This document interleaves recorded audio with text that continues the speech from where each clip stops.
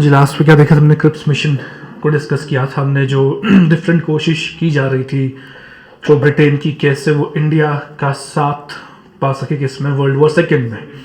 हमने different provisions देखे थे, डिफरेंट ऑफर्स जो दिए ब्रिटिश ने। क्रिप्स मिशन के जो प्रोविजंस थे वैसा कि डोमिनेंट स्टेटस की बात हुई थी, कॉन्स्टेंट असेंबली की बात हुई थी, पाकिस्तान डिमांड को कहीं ना कहीं पे एक्सेप्ट किया गया था, क्योंकि जब ये क्रिप्स मिशन में लिखा गया कि जो भी कॉन्स्टिट्यूशन ऑफ इंडिया को मानने के लिए तैयार नहीं है वो ब्रिटिश के साथ एक अलग डील साइन कर सकते हैं।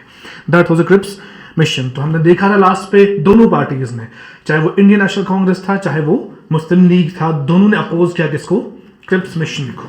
ठीक है, जब दोनों ने अपोज किया उस टाइम पे कुछ और एक्टिविटीज हुई, जैसे कि जैसा सुभाष चंद्र बोस जो थे उनने वैसे ही कांग्रेस से उनको निकाला गया था। हमने ये देखा कि Subhash Chandra Bose was expelled from the Congress in 1940 itself। ठीक है, 39 के सेशन के बाद ही उनको 1940 में निकाला गया था।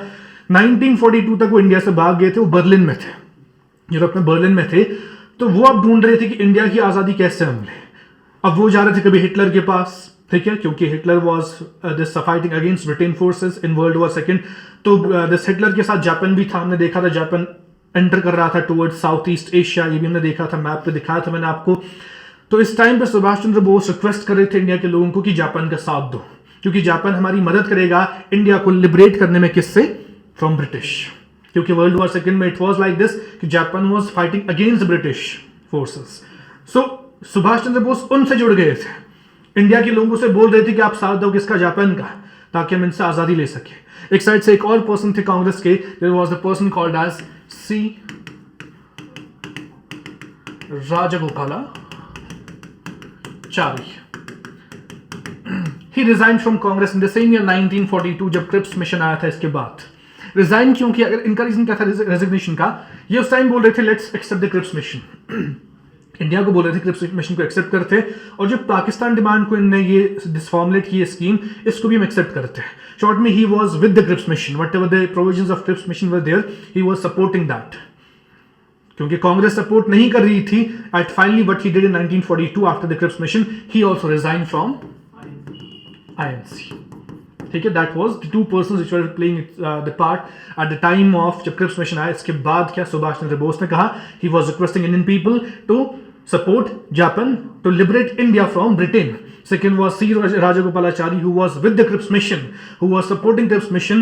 On that basis, he resigned from the Congress when Congress actually rejected the Cripps mission. And what started next? That was the movement, the biggest movement of India, which is called as Quit India movement.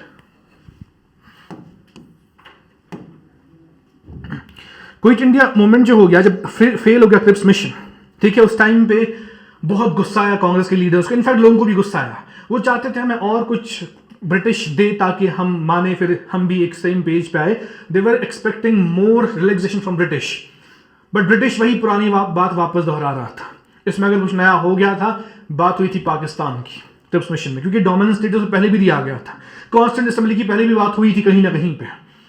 तो लोगों को और frustration, गुस्सा, anger आ गया, जिसकी वजह से उनमें ये बिल्ड हो रहा था कि we have to start the movement called as quit India movement. और जापान भी आगे बढ़ते ही जा रहा था, जो साउथ ईस्ट एशिया से था, जो भी उस टाइम पे कंट्री से साउथ ईस्ट एशिया में, सब में जापान आ गया था। इनफैक्ट जापान उस टाइम पे अंडमान एंड निकोबार तक पहुंच गया। अंडमान निकोबार किनके आइलैंड्स थे, इंडिया के आइलैंड्स थे और है भी, ठीक है। तो वहां तक पहुंच गया था कौन, द फोर्सेज ऑफ जापान, ठीक है। तो इस वजह से अब इनने मूवमेंट शुरू क्यों किया, the second thing is why Indians started the movement.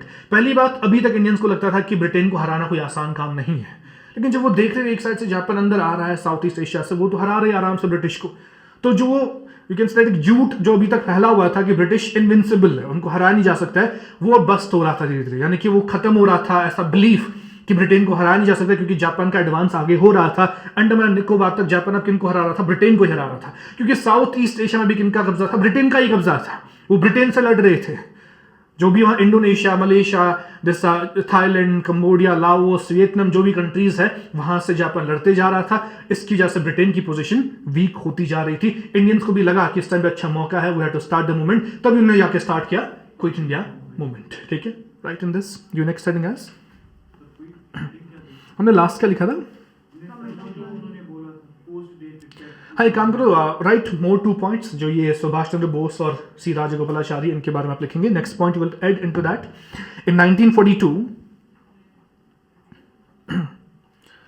In 1942, Subhash Chandra Bose from Berlin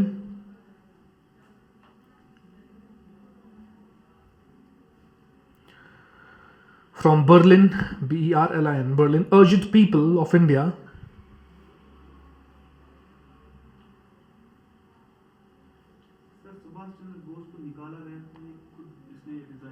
निकाला गया था. He was expelled from Congress. Resign इसने प्रेसिडेंटशिप से किया था, कांग्रेस पार्टी से निकाला गया था इनको. Subhash Chandra Bose from Berlin urged people of India to cooperate with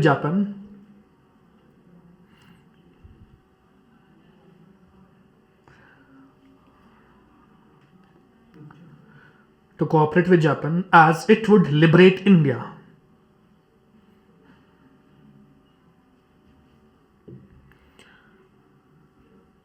As it would liberate India.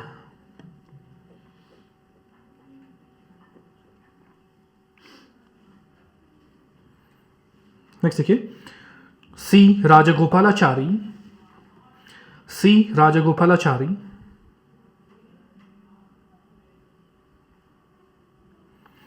was in favor of Trips mission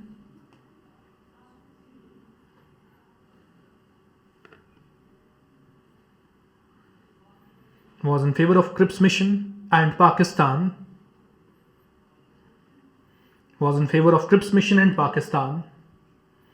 which was not accepted by INC, so he resigned from Congress in 1942.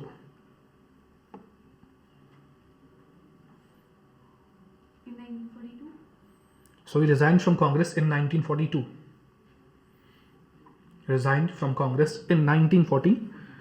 Next heading you will give as Quit India Movement.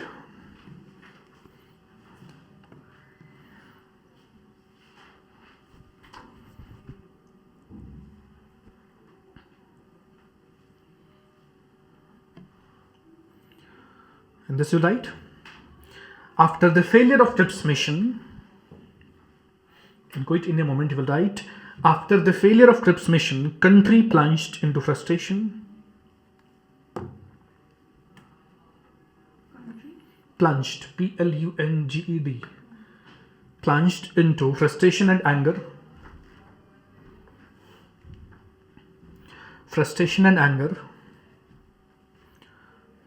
And moreover, win of Japanese till Andaman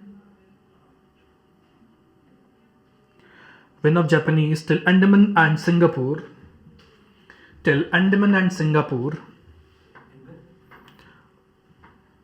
and moreover, win of Japanese till Andaman and Singapore busted the myth of British supremacy.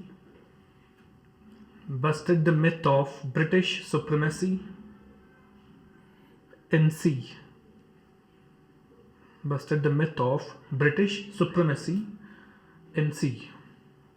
SEAC, यानी कि सी में हमको लगता था कि naval powers जो है वो किसके अच्छे है, ब्रिटेन की. लेकिन जो भी लड़ाई लड़ी जा रही थी साउथ ईस्ट एशिया से, तो पानी में ही लड़ी जा रही थी, क्योंकि यहाँ से पूरा क्या है, बे ऑफ बंगाल, तो थ्रू सी ही लड़ी जा रही थी. तो यही है कि सी की सुपरिटी जो इंग्लिश की थी वो अब कम हो रही थी. ठीक है. तो इस टाइम पे ये सब शुरू कब हो गया, ये सब 1942 में हो रहा था जब ट्रिप्स मिशन आ गया. ठीक है. तो एटीट्यूड ऑफ गांधी भी अब चेंज हो रहा था. गांधी को भी अब लगा कि जो ये अब पुराना मैं देख रहा था कि बहुत ही शरीफ तरीके से हम आगे बढ़ रहे थे national movement, there has to be some force, more force, जिसकी वजह से ब्रिटेन पे प्रेशर बनाया जा सकता है. तो उस टाइम पे गांधी ने वो चेंज ऑफ एटीट्यूड हो गया. उसने सीधे कमेंड किया ब्रिटेन से कि आप इंडिया को खुदा के लिए छोड़ दो, गॉड के लिए, लीव इंडिया टू गॉड. अगर ये भी नहीं कर सकते हो तो हिंदुस्तान को ऐसे ही छोड़ दो, हम देख लेंगे, हम रिस्क ले लेंगे, हम क्या करेंगे अपने साथ, चाहे हम पे कोई और कंट्री कब्जा करे या कुछ भी हो, वो हम देख लेंगे, बस आप हमें छोड़ दो. That was a comment from Gandhi, that leave India to God. If that is too much, ठीक है, leave India to anarchy. Anarchy mean जहां पे कोई सरकार नहीं होती है, एक कंट्री बिल्कुल ही without any governance, without any government होती है, दैट इज एनार्की। जहां पे कोई लॉज नहीं है, जहां पे कोई रूल्स नहीं है। यानी कि वो सीधे ब्रिटेन से कह रहे थे बस आप हमें छोड़ दो, उसके बाद जो भी होगा हम देख लेंगे उसको, हम रिस्क लेने के लिए तैयार हैं। That was a comment of Gandhi. अब समझ के, तो next right, in 1942 there was a remarkable change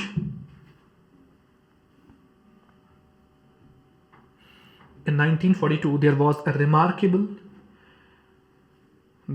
remarkable change in the attitude of Gandhi.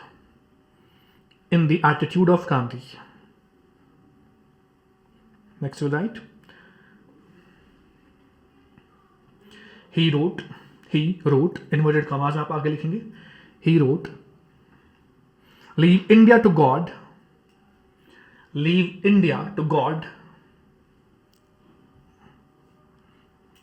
comma, if that is too much,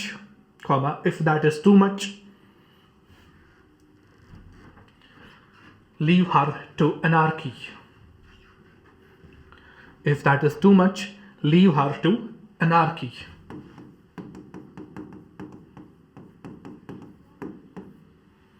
Leave her to anarchy, comma, I would risk it, comma, एक और comma के साथ, I would risk it. Now close the statement.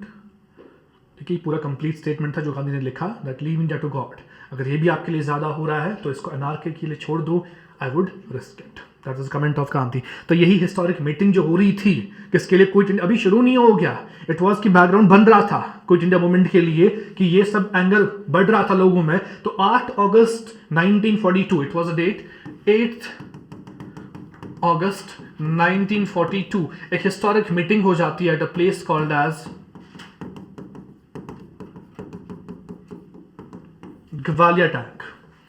ठीक है, यहां पे there is a ground in this at this place, ठीक है, जहां पे शुरू हो गया, ये सब मीटिंग शुरू हो गई थी। वहीं पे गांधी ने अर्ज किया इंडियंस को कि आप एक non violent civil disobedience observe करोगे। उसी का नाम रखा गया क्विट इंडिया मूवमेंट, जो लास्ट मूवमेंट इनने लड़ी थी against the British, that was quit India movement. So उसने सिंपली कहा लोगों को, आप कोई भी कानून नहीं मानोगे, कोई भी लॉज को फॉलो नहीं करोगे, कोई रूल्स नहीं मानोगे।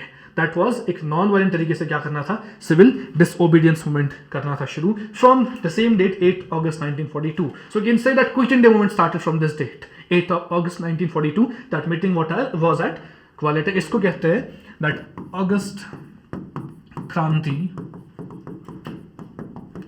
मैदान। That's the second name of this Gwalior tank, August Kranti Maidan, because it was the month of August, from where the Quit India movement started. ठीक है, तो next you write the historic meeting at Gwalior tank. Historic meeting at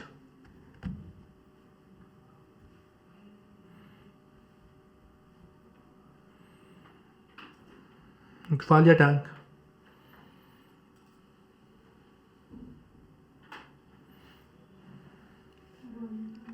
ये है कहाँ state, I mention the state, ये कहाँ पे, महाराष्ट्र में। ग्वालियर टैंक हैपेंड दैट, या इनफैक्ट ब्रैकेट्स में भी लिखना है, इससे क्या कहते हैं, अगस्त क्रांति मैदान भी कहते हैं इसको, महाराष्ट्र, ऑल्सो कॉल्ड एज अगस्त क्रांति मैदान। After that happened at 8 August 1942, happened at 8 August 1942.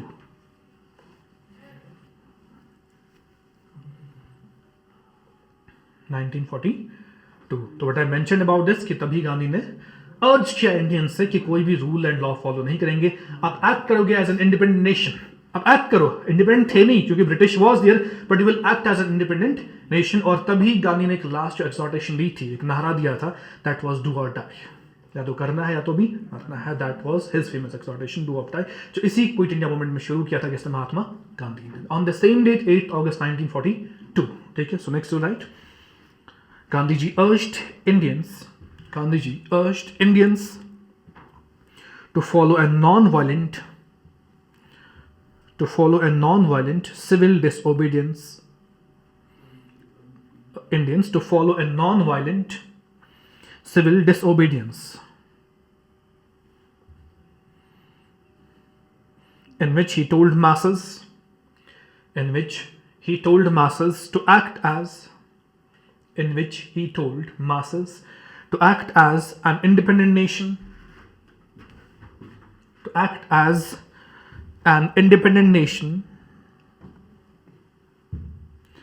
and not to follow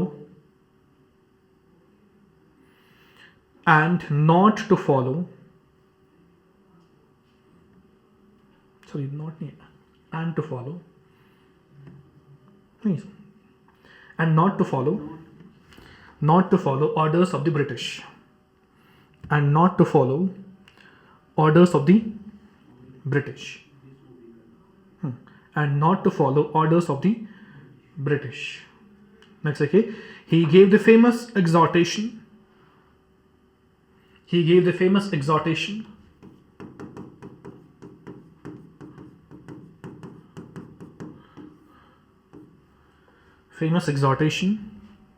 Do or die. Inverted commas में भी लिखेंगे आप. Do or die.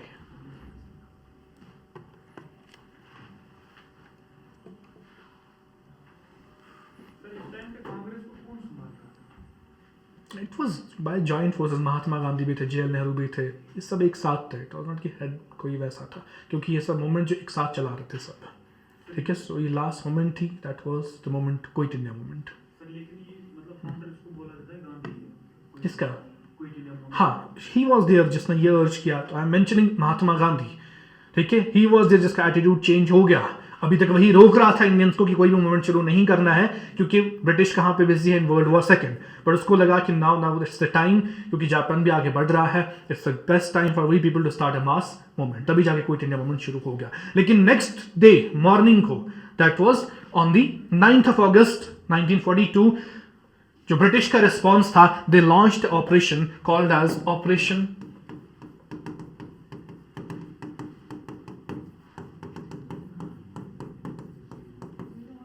जीरार. ठीक है, ऑपरेशन जीरार क्या था?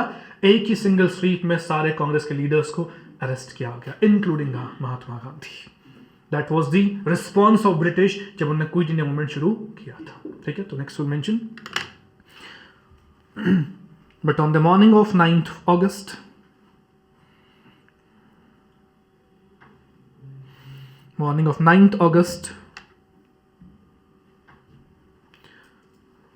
under Operation Zero R, under Operation Zero R, in a single sweep, all the Congress leaders, sweep, SWEEP, single sweep, all the Congress leaders were arrested.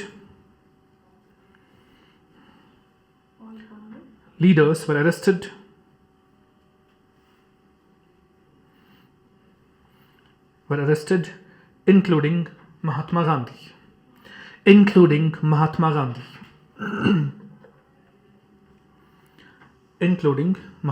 उस time पे महात्मा गांधी को अलग रखा गया, एक अलग जेल में. ठीक है, that palace was called as Aga Khan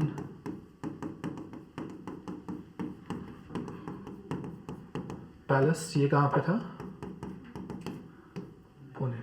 जो बाकी लीडर्स थे, कांग्रेस वर्किंग कमेटी के लीडर्स, उनको एक अलग जगह रखा गया. The place was called as fort which was there at the place called as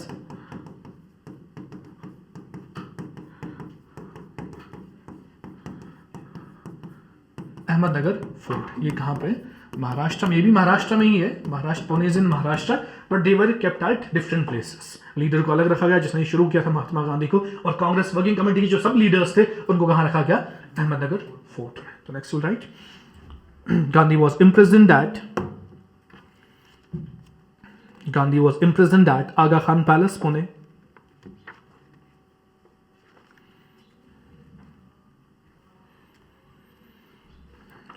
Aga Khan Palace in Pune, while as Congress working committee members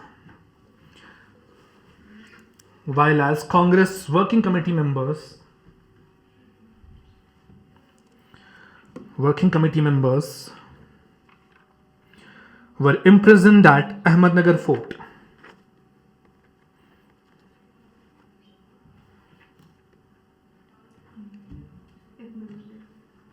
imprisoned at Ahmednagar Fort.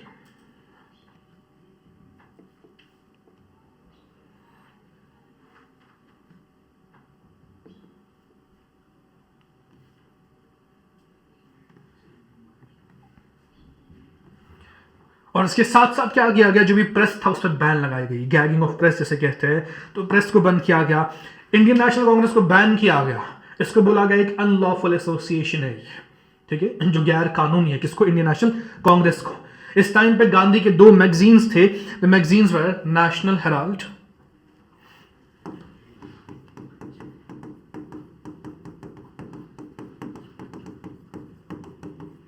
and there was other magazine called as Harijan. ये किसके थे? महात्मा गांधी के। इन दोनों पे भी क्या लगाया गया? बैन लगाया गया। उस टाइम पे ऐसा माहौल बनाया गया जैसे दिख रहा था मार्शल लॉ लगा हुआ है। मार्शल लॉ इंप्लीमेंट नहीं किया गया, बट जो भी दिख रहा था फिजिकली ऑन ग्राउंड वो मार्शल लॉ के जैसा ही था। बहुत सारे प्लेसेस पे सेक्शन 144 को इंप्लीमेंट किया गया था। आई होप कि यू नो सेक्शन 144 क्या था, ठीक है, जिसमें आप यू कैन से दैट 3 से ज़्यादा लोग एक साथ, 4 से ज़्यादा लोग एक जगह पे खड़े नहीं हो सकते। तो that was the law which was implemented.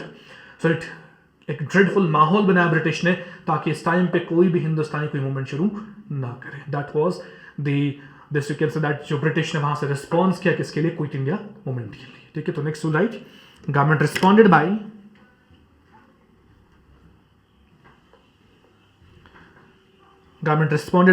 gagging the press, gagging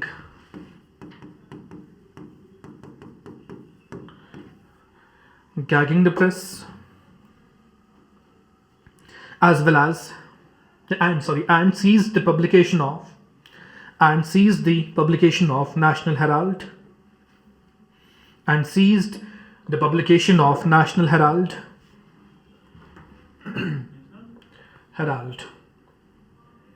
National Herald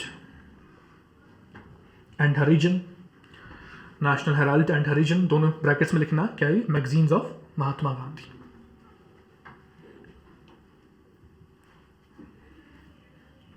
Magazines of Mahatma Gandhi. As well as, after brackets you'll write, as well as Congress was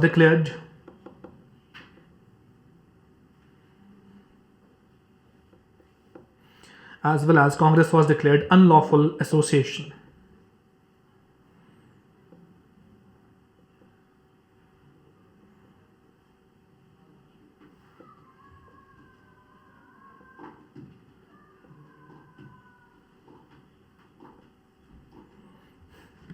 Next, okay. Martial law was not proclaimed.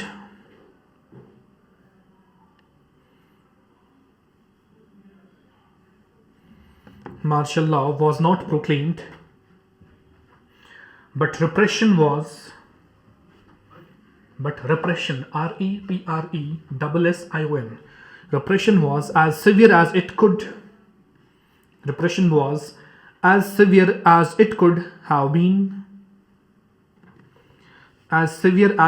have been under martial law.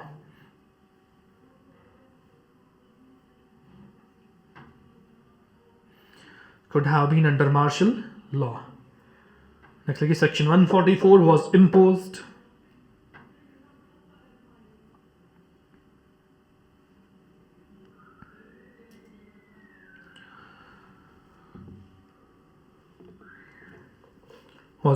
At most of the places.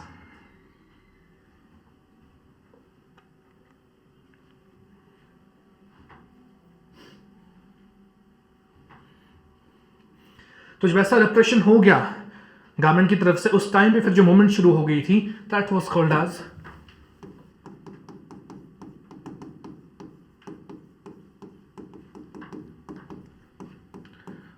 Underground movement. क्योंकि on ground कुछ हो नहीं पा रहा था, government was brutally you can say that suppressing the movement which was quit India movement. So कुछ leaders ऐसे थे या कुछ ऐसे लोग डिसलोकलाइट्स भी थे जिनने एक अंडरग्राउंड मूवमेंट चलाया उस टाइम पे, उस चीज़ को ख़त्म नहीं होने दिया। जो फ्लेम ऑफ नेशनलिज्म था, जिस चीज़ के लिए लोग लड़ रहे थे, उसको ख़त्म नहीं होने दिया। They run the underground movement, ठीक है। इसमें मेन लीडर्स कौन थे या मेन पर्सन्स कौन थे जो इस अंडरग्राउंड मूवमेंट को चला रहे थे? The persons were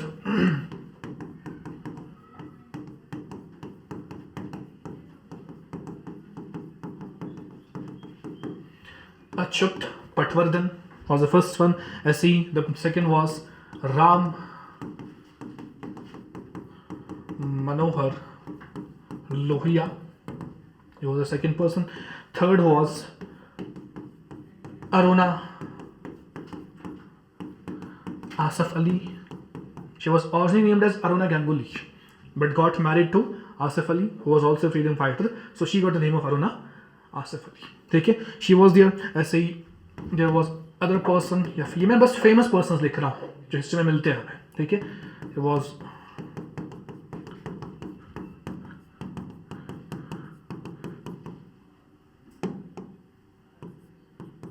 छोटू भाई Patnaik. He was one of the persons जो लड़ रहा था underground. Yeah, you can say that जो underground movement चला रहा था. ऐसे there was one more person named as Biju Patnaik.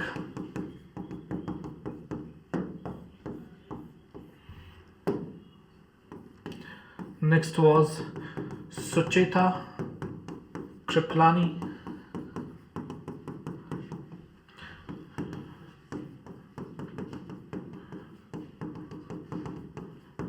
Another lady called as Usha Mehta. I see there was one more person called as JP Narayan.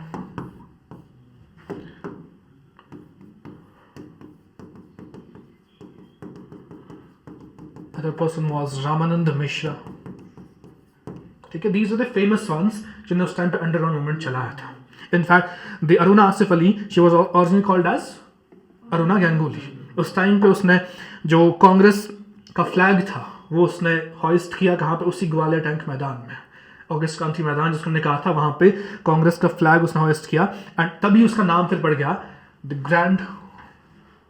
अक्सर पूछा जाता है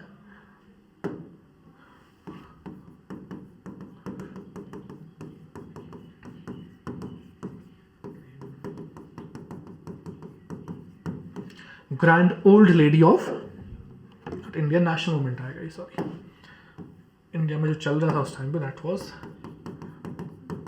national movement. तो अक्सर पूछा जाता है who is called as the grand old lady of national movement. The lady was Aruna Asif Ali. It was in the same year 1942 when she hoisted the Congress flag at the August Kranti Maidan. तभी इसका नाम दिया गया क्योंकि शी वाज एज्ड वन, तभी बोला गया grand old lady of national movement. Clear है? तो आप हेडिंग देंगे underground movement, heading as underground movement. This you write unable to function in open, unable to function in open,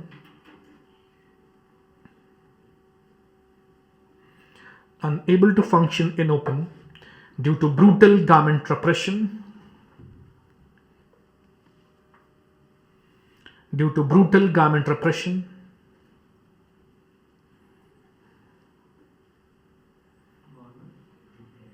repression, REPRESSION. Underground networks began to emerge. Underground networks began to emerge in various parts of the country. Underground networks began to emerge in various parts of the country.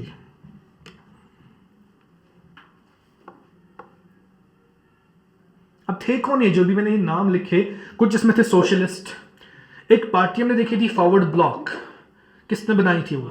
Subhash Chandra Bose. उसके members भी थे इसमें. कुछ वो members थे जो गांधी के आश्रम में थे. गांधी का आश्रम था तो गांधी के आश्रमाइट्स भी इसमें थे जो ये पार्ट ले रहे थे. ये लीडर्स नहीं थे, they were the members of the different parties. I mention कुछ सोशलिस्ट थे, कुछ मेंबर्स ऑफ फॉरवर्ड ब्लॉक थे, कुछ मेंबर्स ऑफ गांधी के आश्रम के थे. ठीक है, तो next to write, it was carried out by leaders like emerge in various parts of country. Various parts of country. Next, okay, it was carried out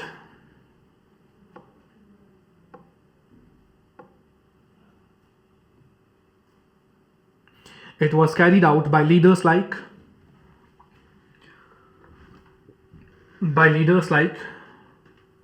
you write all these names. And साथ में जहाँ पे अरुणा आसिफ अली लिखोगे वहाँ पे इसका original नाम भी लिखोगे, she was originally named as Aruna Ganguli, ठीक है। तो you will write she hoisted the Congress flag,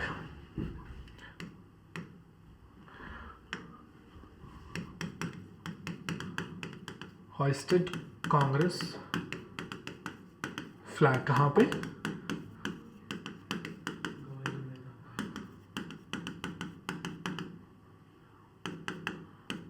इसी की वजह से she is known as grand old lady of national movement.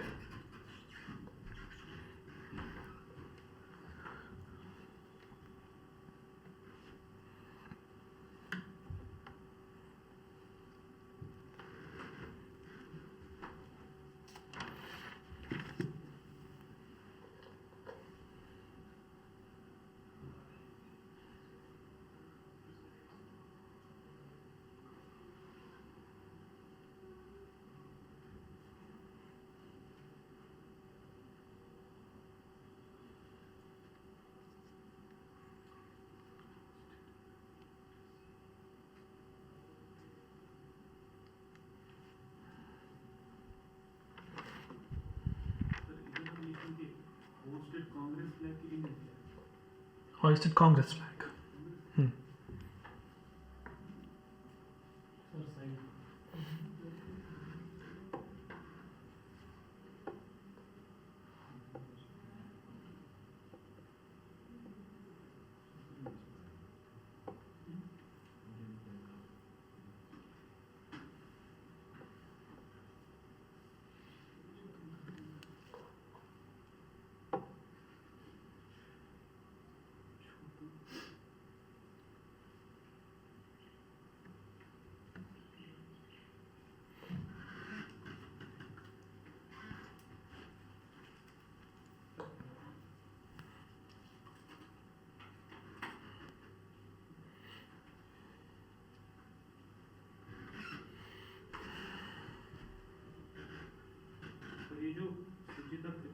Sir ये वही है जो फिर पहली सीएम बनी इंडिया की, पहली वुमेन सीएम इंडिया।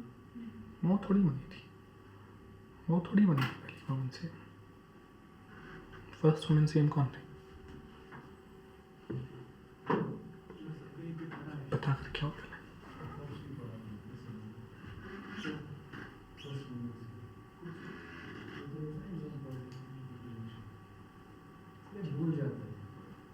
क्या बोलता है पॉलिटी? रिविजन्स करो बस। ये फैक्चुअल जो है ना, फर्स्ट वो सब बार बार रिपीटेशन पे रखो। ये अगर है तो यही है वो, ठीक है।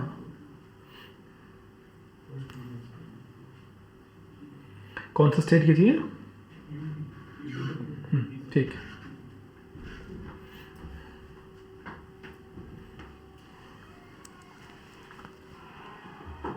लिखा, ये सबने लिखा।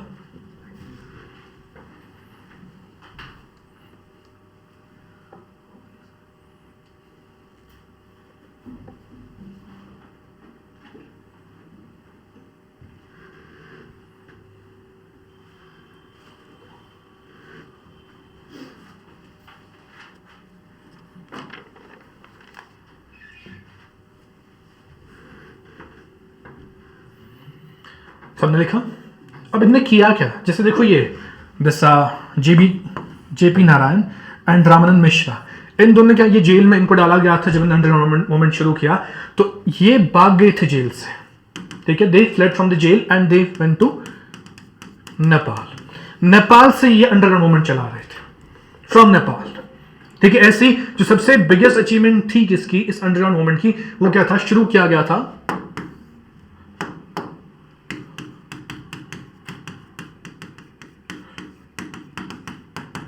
कांग्रेस रेडियो, ठीक है। इस रेडियो के लिए जो है, जो दो इंपॉर्टेंट पर्संस थे वो कौन थे? वन वाज राम मनोहर लोहिया, जो ऊपर हमने देखा, ठीक है। वो रेगुलर ब्रॉडकास्टर थे इस चैनल, यानी ब्रॉडकास्ट कौन करते थे इस रेडियो पे? राम मनोहर लोहिया करते थे। और अनाउंसर जो थी इस कांग्रेस रेडियो पे, that was the lady called as Usha Mehta, ठीक है। तो सबका कॉन्ट्रीब्यूशन था इस मोमेंट में, जो मैंने नाम दिया आपको। तो Ram Manohar Lohia was the broadcaster of the Congress radio, ठीक है। और ये रेडियो बॉम्बे में डिफरेंट लोकेशन से यू कैन से दैट चलाया जा रहा था, क्योंकि एक ही लोकेशन चल रहा है, उनको पकड़ा जाता, तो ये लोकेशन चेंज कर रहे थे, बार बार लोकेशन चेंज कर रहे थे। लेकिन दो इंपॉर्टेंट पर्संस जो एसोसिएटेड थे वो कौन थे? Ram Manohar Lohia was its broadcaster and Usha Mehta was its announcer.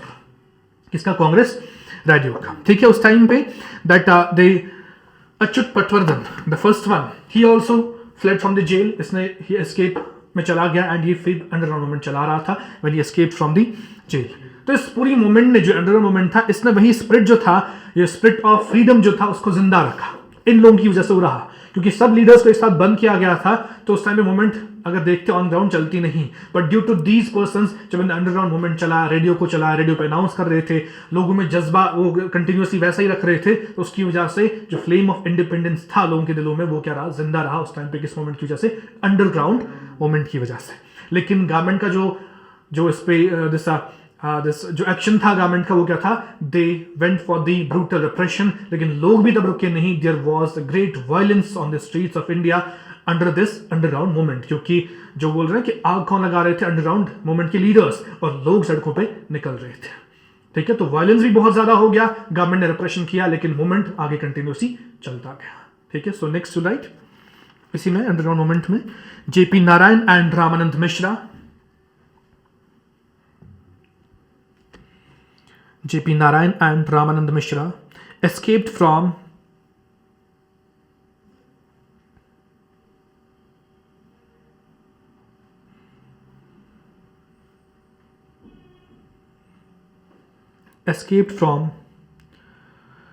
Hazaribagh jail, escaped from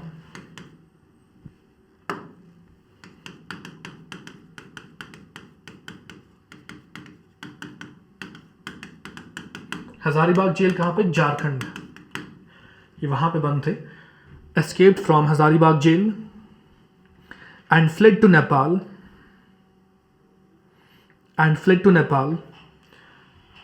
Hazaribagh jail and fled to Nepal, from where they organised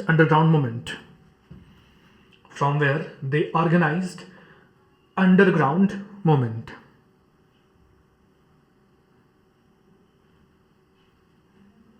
next लिखिए, the most daring underground activity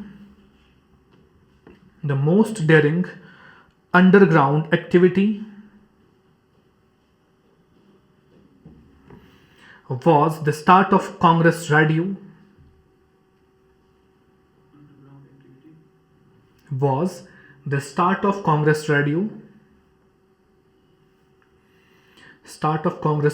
which operated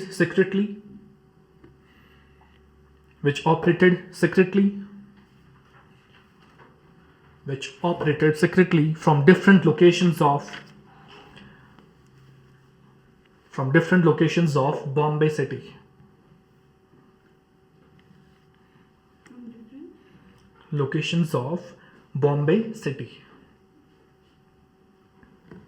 Next देखिए, Ram Manohar Lohia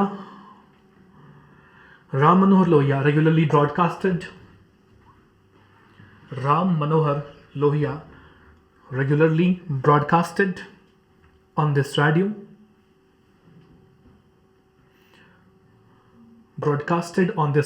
while as Usha Mehta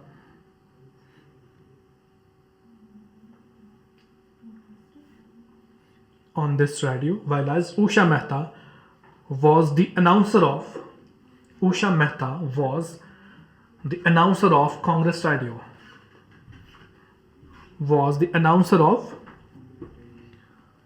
radio.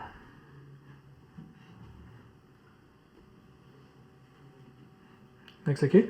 Underground activity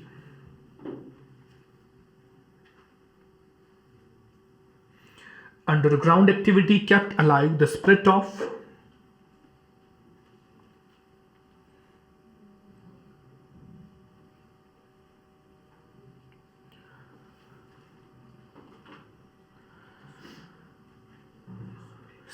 Quit India movement.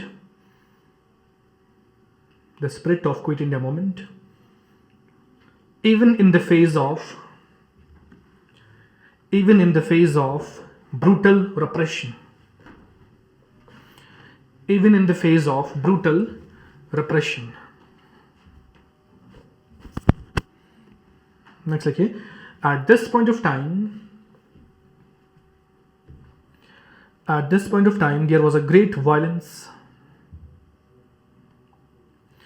There was a great violence by the people of India. There was a great violence by the people of India.